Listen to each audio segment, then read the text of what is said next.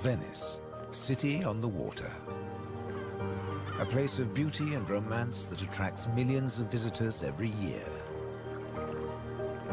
Just a few steps from the well-trodden tourist routes, there's a very different Venice, one populated by fascinating creatures.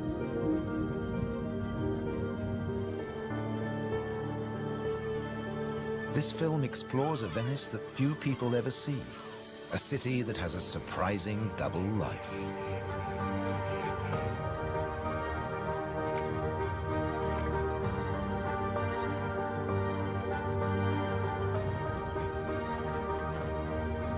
There are secret places and wild creatures in this watery world that most outsiders never discover. In the skies above, on the beaches, and in the canals are the true Venetians that live in every hidden corner of the city and the lagoon. Wild Venice is their home.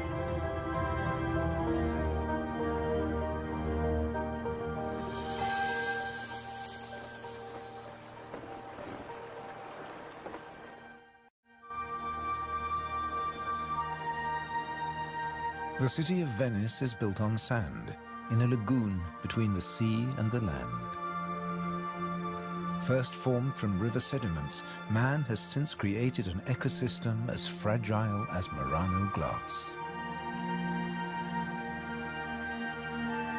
Covering 550 square kilometers, it's one of the largest wetlands in the Mediterranean. Flamingos arrived at these Venetian waters quite recently. They crisscross the Mediterranean from North Africa to France's Camargue, to Sardinia, Tuscany, and now Venice.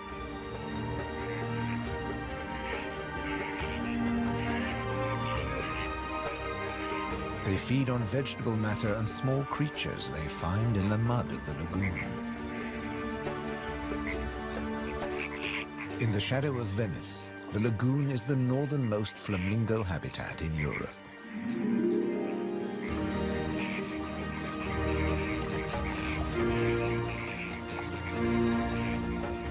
They're here now, but in a few weeks, many will move off again to find richer pickings.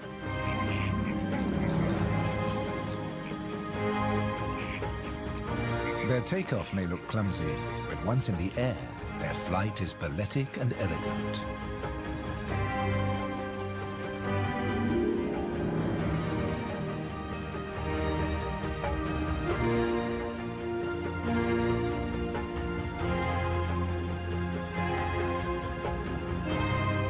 And before too long, they'll return to the safety of this lagoon, tucked between the sea, the city, and the Alps. The distant peaks helped form the lagoon. The mountain streams washed their rocky sediment towards the sea to make this habitat.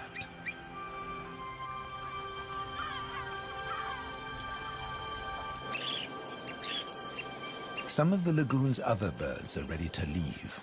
Dunlin, small waders, fed well in the rich mud. They rest on the wooden piles that support the whole of Venice.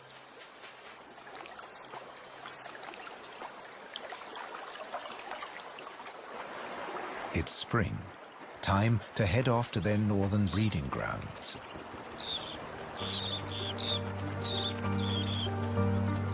But the cormorants won't be lonely this summer.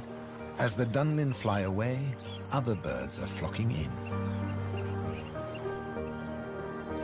A bird's eye view reveals the full beauty of the lagoon.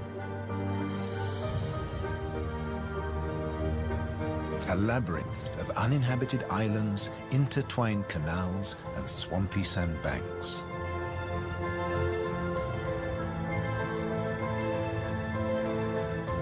These marshy wetlands are known as the Barene. To survive here, plants need to like salt water and flooding. Natural arteries called gabi meander through the brackish gardens, keeping the lagoon alive. The same waters flow through the city. The curving streams between the islands became the magical canals of Venice.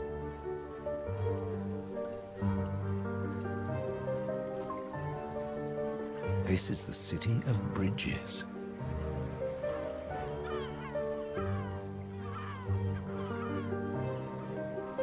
Visitors are mesmerized by the romance of the canals and the ancient architecture, and often miss the smaller, wilder sights around them.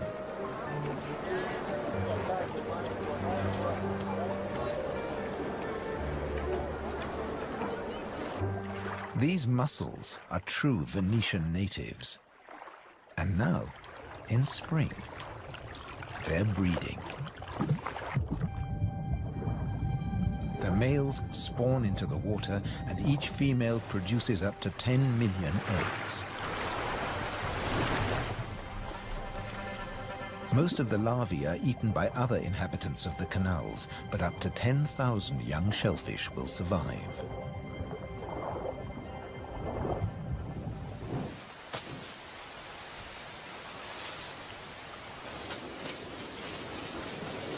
Just beyond the city, colonies of birds are breeding too. But a hazard of urban nesting is constant disturbance.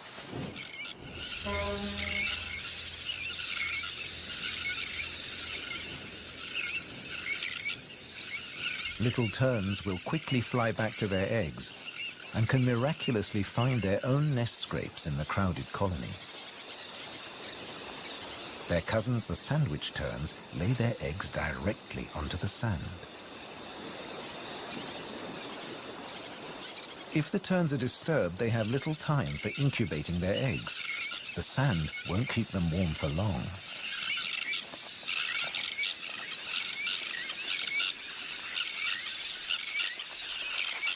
And left out in the open, they could be an easy target for predators.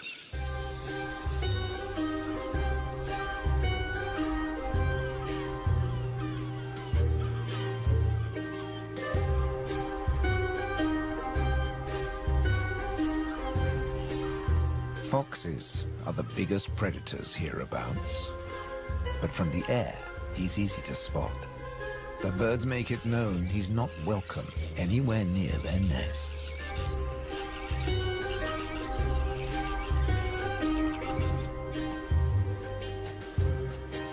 Foxes would rather not get their feet wet. Hunting in these swampy areas is a frustrating business.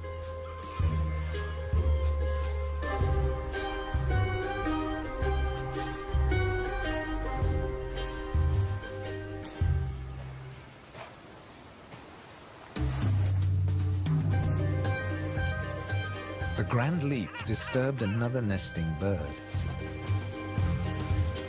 Now it's a question of following the scent.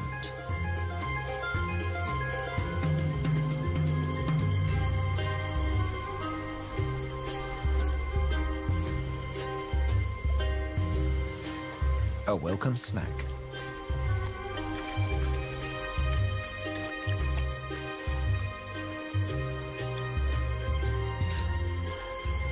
Just beyond the sand dunes is the busy colony.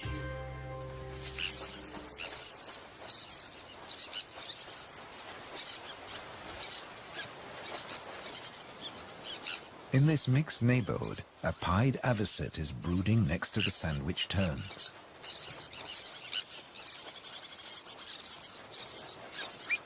With nests so closely packed, there can be conflicting territorial claims with the common terns.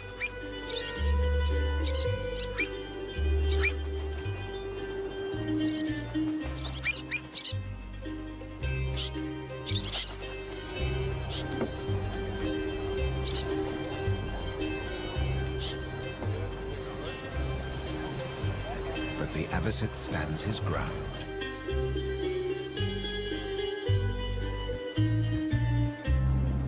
The Grand Canal is the main waterway of Venice, dividing the city in two.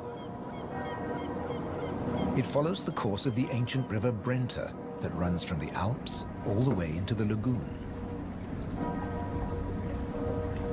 It offers a journey through architectural history starting in the 13th century.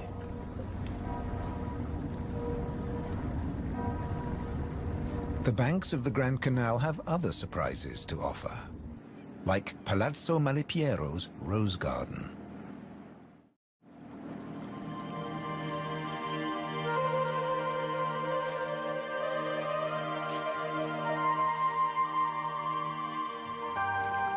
Nestled between the buildings is a hidden paradise.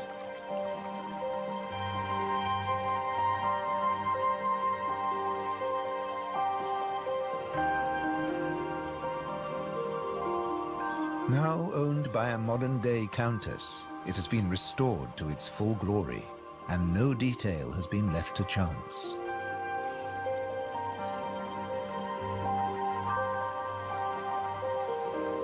With the luxury of space in a city whose every square centimeter is exploited for maximum profit, it's also a sanctuary for many small animals.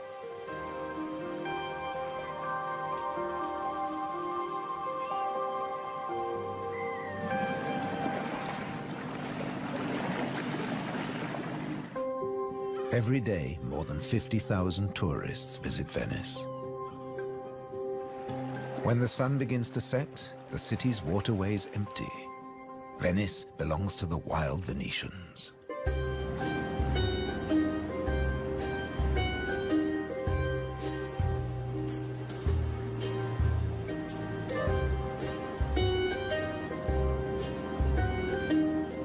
Rats prefer to search for food in the cool night air.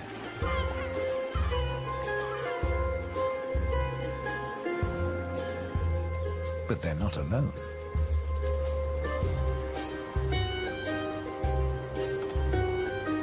Pine martins are hungry too, and rats are on their menu. Pine martins are welcome in the city as they're natural rat catchers.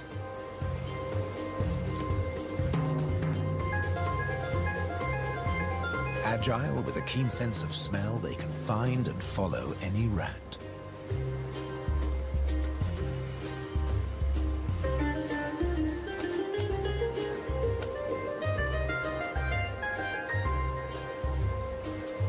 But they're endangered too. Since the rat population boomed, ironically, many martins have been killed by rat poison. The rat won the day, and the pine marten has to settle for dessert.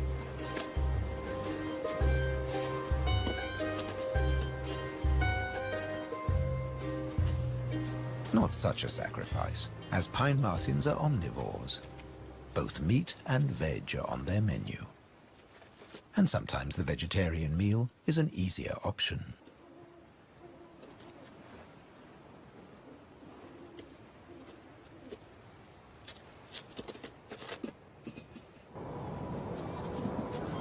As the rat prepares to sleep, the city of Venice is beginning to wake up. The floating vegetable stalls are the first to move into action.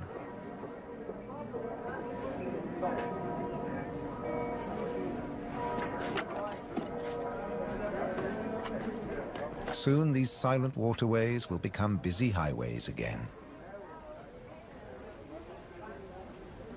In the 18th century, over 8,000 gondolas navigated the Venice canals.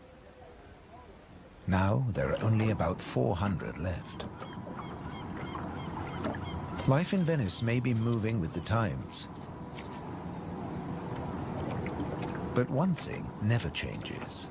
It dictates the daily rhythms of the city and the lagoon. Twice a day, the tide rises and falls as seawater washes in and out of the lagoon.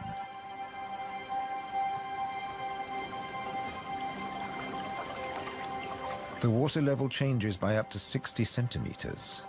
Smooth lakes disappear into swampy wetlands, only to return hours later.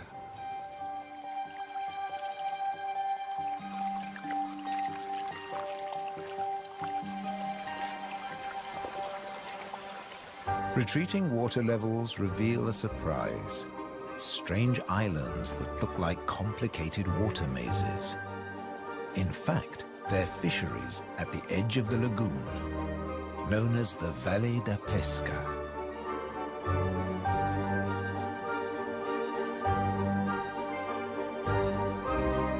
They've been worked by the same families for generations, using a simple but ingenious method.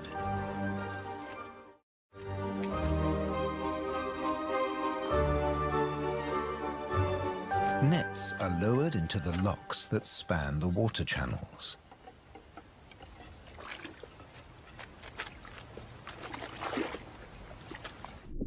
In the springtime, the locks bar the way to the young fish that stream into the lagoon to feed.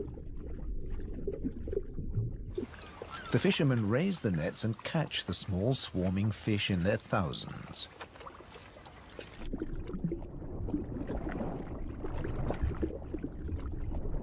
It's easy to scoop them out, but these fish are not for eating.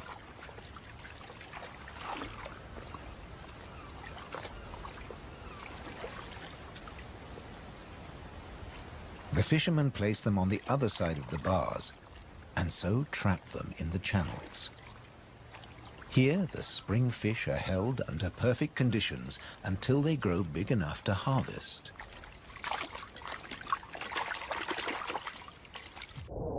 In the autumn, when the fish try to return to the sea, they're simply netted again.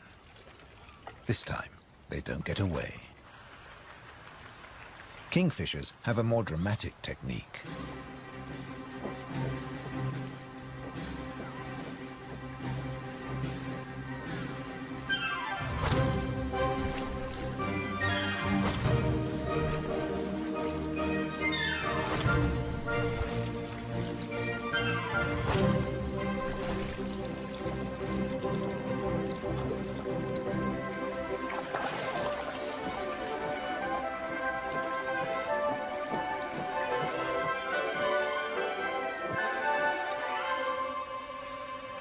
They catch up to 20 fish a day, but need even more if they have nests with hungry growing chicks.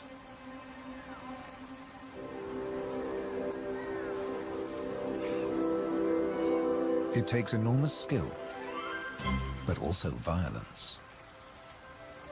A sharp blow to the head stuns the fish. And when it stops wiggling, the kingfisher can turn it round without fear of it escaping. The scales and fins of the fish need to be in line.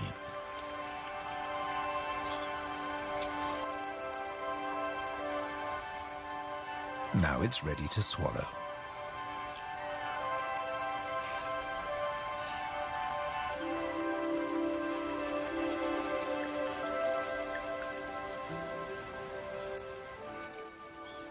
These shallow, brackish waters at the edge of the lagoon are perfect hunting grounds for a kingfisher.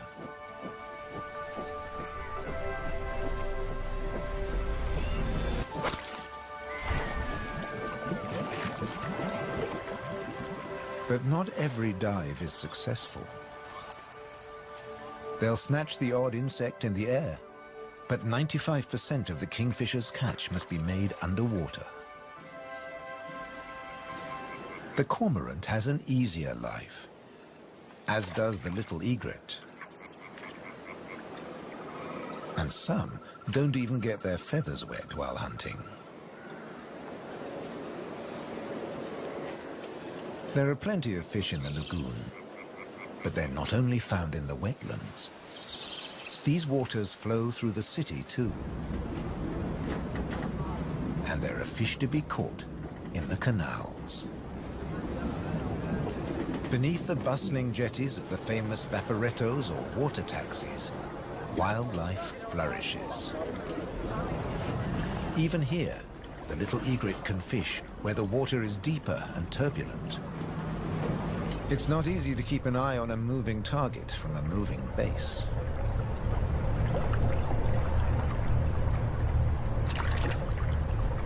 But persistence and patience pay off.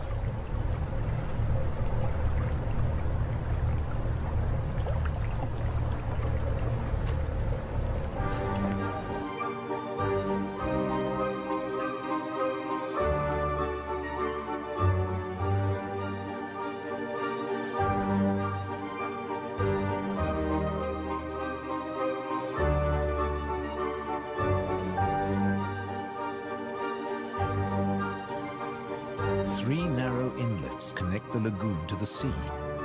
They're known as bocche, the Italian word for mouth. In spring, the fish travel into the lagoon because it's shallow, warm, and full of food. And in the autumn, they travel back out to the Adriatic Sea. The lagoon's fishermen understand the rhythms of the sea. But there was one phenomenon that remained a mystery for many years.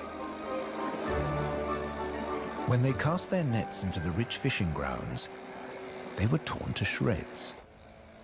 The fishermen believed that water spirits were grabbing their nets and named the area the Tenue, or Hold Fast. The Hold Fast was in fact a jagged reef, an unexpected and magical aquatic paradise. These unique natural rock formations are similar to coral reefs.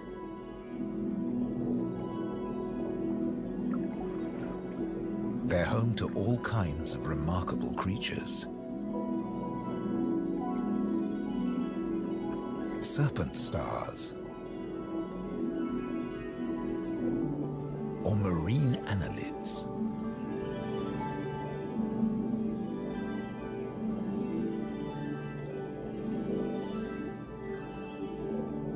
This precious area is now protected. Fishing is forbidden, diving strictly regulated.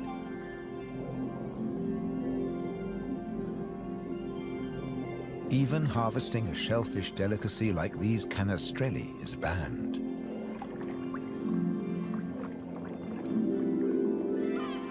The city of Venice is lucky to have rich fishing grounds on its doorstep.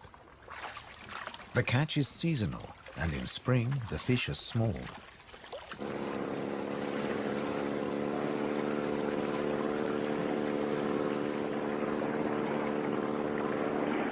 But the fishermen will go out, as long as they can find a buyer. Only the weather can hold them back.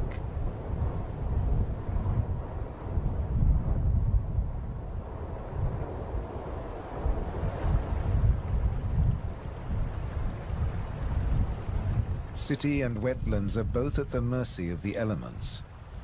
A storm is heading towards the lagoon.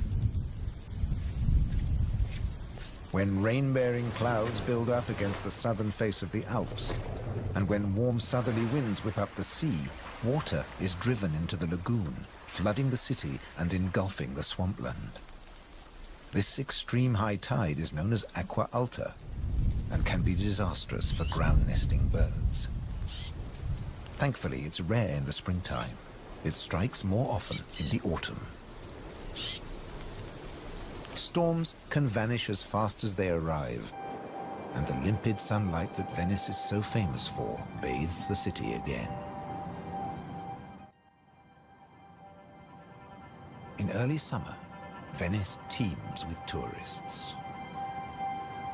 The Bridge of Sighs is a popular attraction, but few visitors realize that real Venetian life is happening just a short distance away. In the Giardini, a spacious and peaceful city park, there are some surprising residents.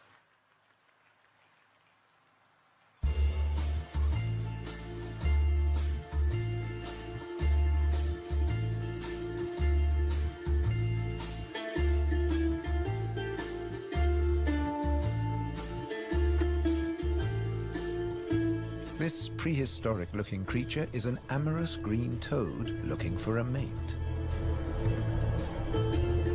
After all, this is the city of romance. But for a toad, finding a partner in a city isn't always easy. Even a quiet park is full of danger and disruption.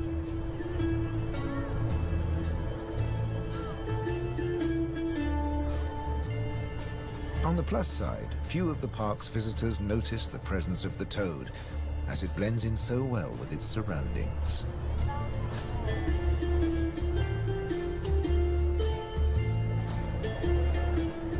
Another of the city's visitors is far more conspicuous.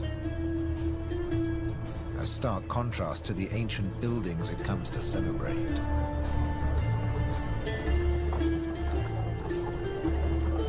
and a danger to the fragile city. The toad at last finds a more secluded waterside spot. Soft light, gentle fountains, the perfect place to mate. Venice is full of secret places hidden away from the main tourist routes. A traditional gondola repair shop nestles between the city's Zattere and Dorsoduro districts.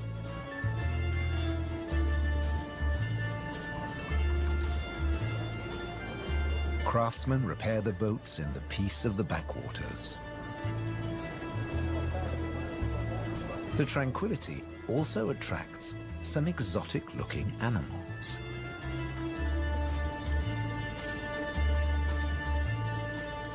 Geckos are not native to Venice, but they've settled in well here.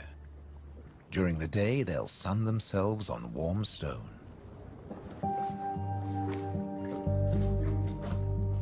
They're waiting for nightfall, when the insects they eat will emerge. And in the golden light, birds that hunt geckos settle in for the night. Terns fly back to the safety of the colony, and others enjoy a final bath. Evening always brings a measure of peace to the city. The Grand Canal is now very quiet, a perfect time for the gecko.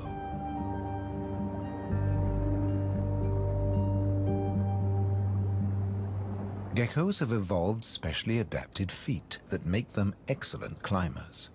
Their toes are covered in millions of tiny branched flaps with incredible adhesive power, so they can grip and climb the smoothest surfaces, even glass.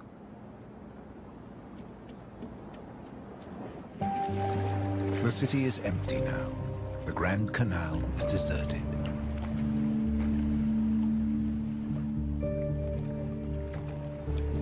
The evening's activity has passed to Venice's bars and restaurants.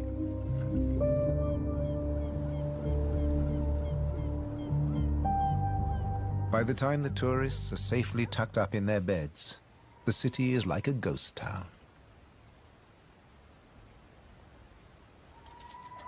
Almost. A rat has ventured out to make the most of any scraps left behind. He must take care not to become a meal himself. Owls on the prowl. One little owl is distracted by bright lights. There's nothing here but fruit. No good for the owl.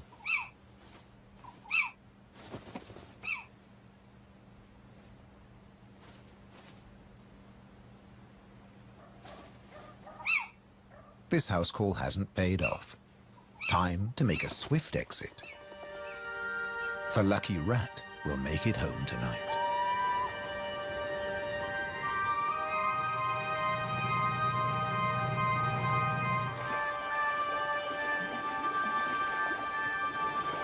Cormorants bask in the morning sun.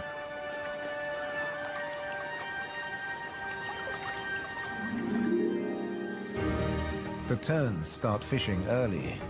The colony is now a hive of activity.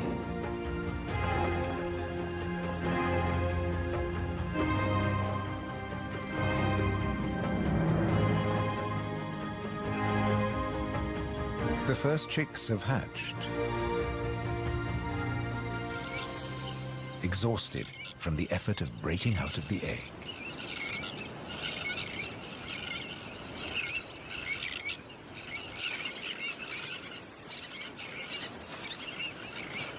Around them, the colony has turned into a busy Italian restaurant as the adults noisily deliver their food.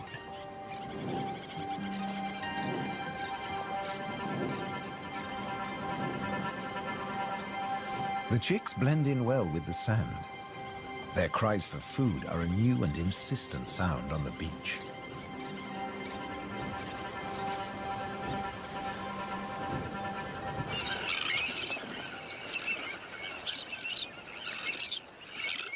Their Their calls are echoed by the adults who do nothing else but feed these demanding youngsters.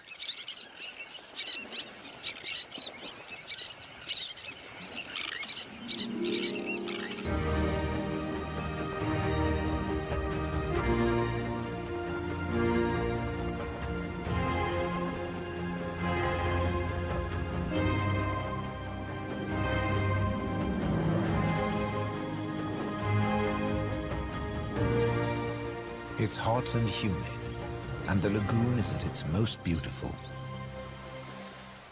The hot summer months are the quietest for the fishermen. They take advantage of this time to mend their nets. They work and even sleep here, with spectacular views of the surrounding wildlife.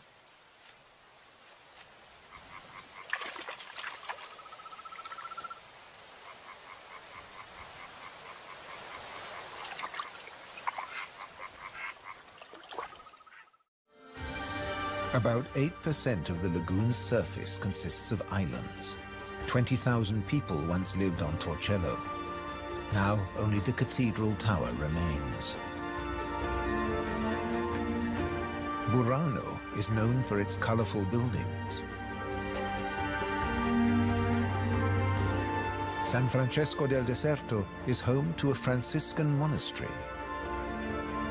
The island of Madonna del Monte is being swallowed by the lagoon, but the ruins of its monastery still stand proud.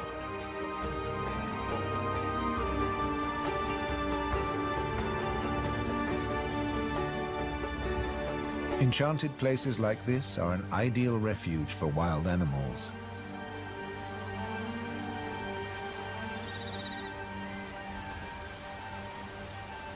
And the island's ancient monastery has some new inhabitants. The ruins are the perfect place for kestrels to nest.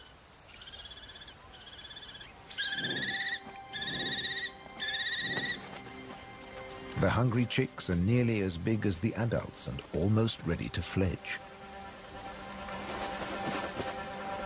Feeding this brood is a full-time job for both parents.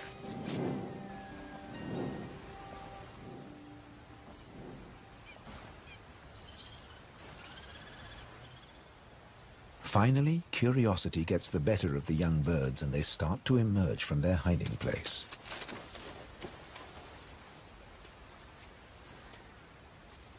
The first nervous explorer is soon followed by a sibling. They wait cautiously on a ledge, while one of the adults watches from afar.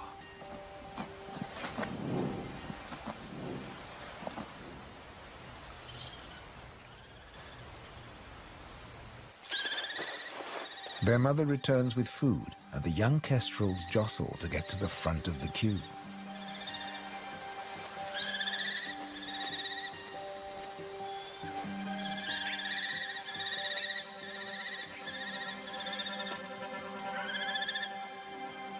The keenest and the loudest chick is fed first.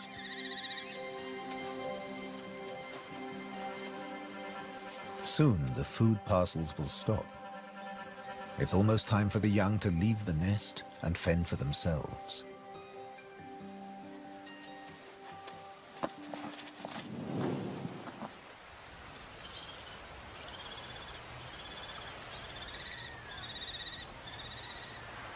Not all of the lagoon is quite so peaceful. Venice's Lido, with its luxury hotels, is where the human bathers gather.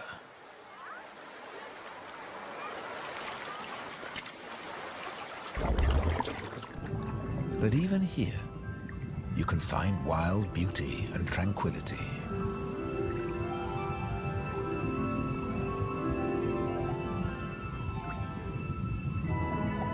In the Tenue, Venice's reef, one of nature's most delightful performances is in full swing.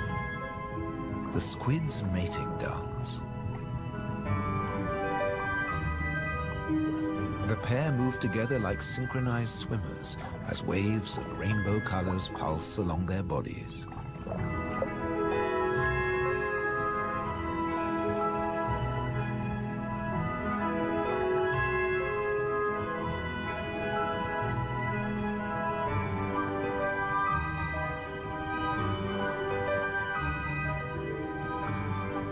It's like an underwater version of the Venice Carnival,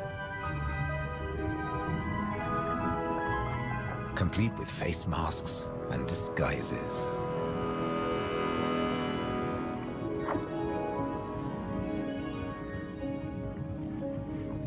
Decorator crabs change their shape by attaching sponges and algae to their bodies.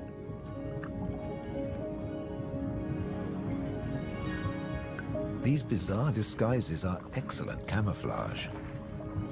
The crabs creep past their neighbors and predators like living rocks from the seabed.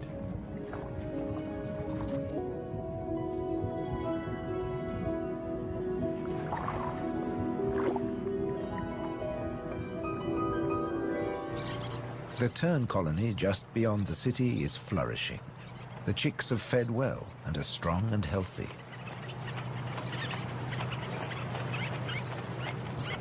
The young birds are gathered in a creche, with 1 or 2 adults looking after them all.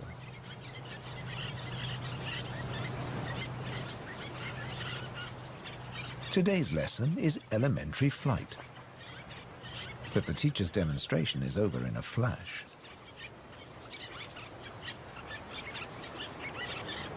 The young birds flap their wings to exercise their growing flight muscles, but they're not ready to take to the air yet.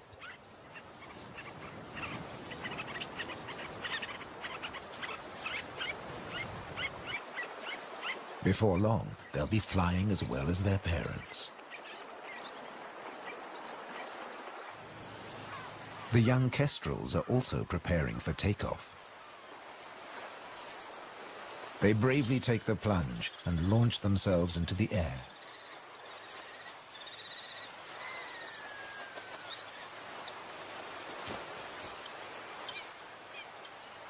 Dropping from a height makes their first flights easier. Once in the air, they're in their element and can glide and flap back to safety.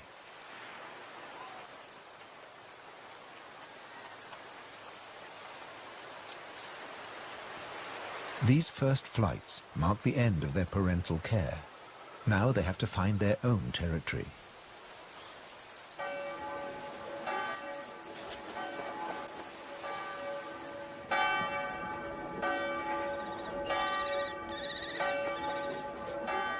One of the kestrels has made its way to the nearby island of Burano. It's unlike the remote nest site, but it still has everything the kestrel needs. Just like the ruins, the brightly colored walls offer protection. These birds are welcome visitors, and the people here seem happy to have a kestrel watching over them.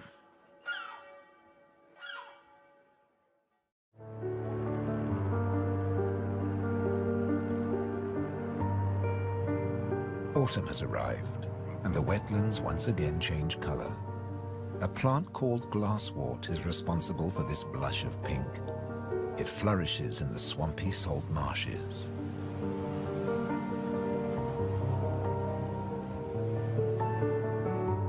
The first autumn mists mark the end of summer. The bright, humid days give way to cooler, grayer hues. The sea and the sky seem to merge into each other. Now in September, the sea is generally calm. But from the autumn equinox, there are high tides. And sometimes, Venice floods. For now, the water is still and shimmers like liquid mercury. When the temperature drops, the beaches are finally too cold for tourists.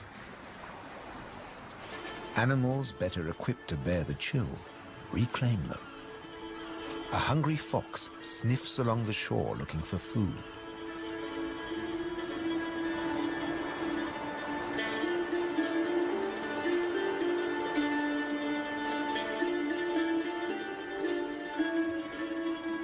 The fox has an excellent sense of smell and can see well in the twilight.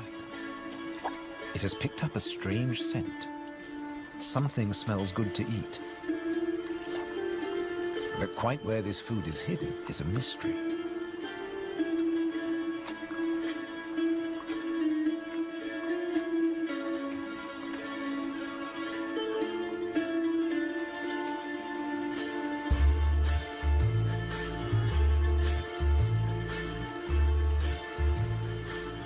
Crabs have been crossing the beach, leaving behind a number of trails, and the fox is very confused.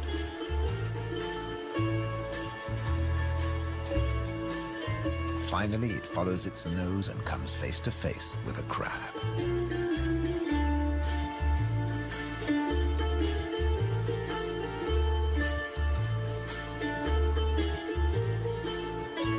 It's an unequal battle, but the crab has the advantage of armor and weapons.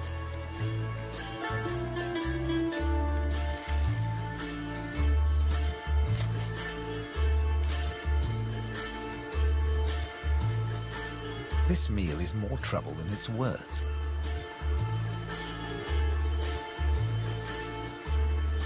There must be easier pickings. The crab, dazed but victorious, moves off to a more secluded place.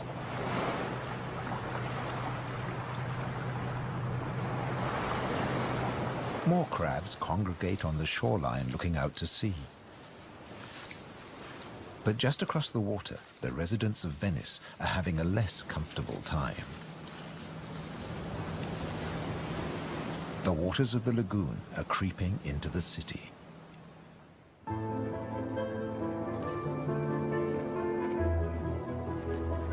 The autumn tides are getting higher, and water is seeping up through every available crack in the stones. The threat of acqua alta, the extreme high tide, is increasing every day. A combination of rising tides and the Scirocco winds cause this extreme event, and the rain just adds to it. Much of the city is only just above sea level, so there's very little to stop the floodwaters. This may look like a swimming pool, but it is in fact St. Mark's Square. Fortunately, this only lasts a few hours. Soft winter fog wraps the landscape like a blanket and brings the year to a close for Venice and its beautiful lagoon. The visitors have marveled at its sights, but many have missed the most fascinating wonders of all, the wild side of Venice. The city is empty now, but visiting season for the lagoon never ends. As one creature leaves, another takes its place.